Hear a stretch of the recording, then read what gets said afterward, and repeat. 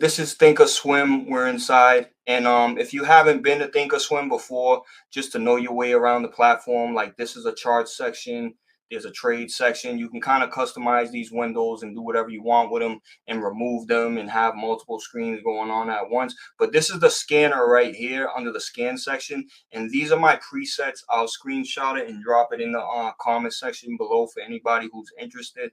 Um, and basically, your stock section on the first preset is set to mark. Mark is just like kind of like the price that's in between, and volume right here, I look for greater than 500,000. Not many stocks are worth trading if they have less than 1 million shares, so I kind of narrow it down based on what's trading on the greatest volume this morning. As you can see, SMCI was on my scanner as well. I saw Mara and I eliminated it just because the pre-market volume wasn't as good as a couple of other stocks I was watching.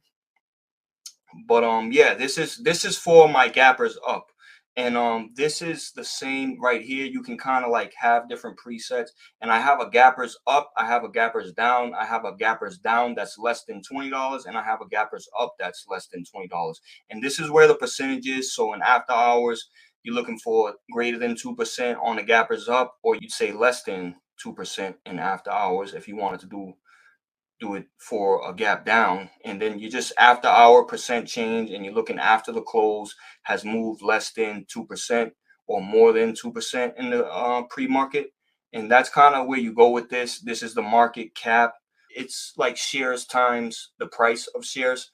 So like I'm looking for at least something that has a $200 million market cap, because I don't want to be trading the low floats. I try to avoid trading those just because. So usually what pops up on my scanner, I have the price filtered for $20 or greater. And it's just, stocks that I'm interested in trading that are usually large caps or mega caps. And my small cap scanner is just the same thing but less than $20.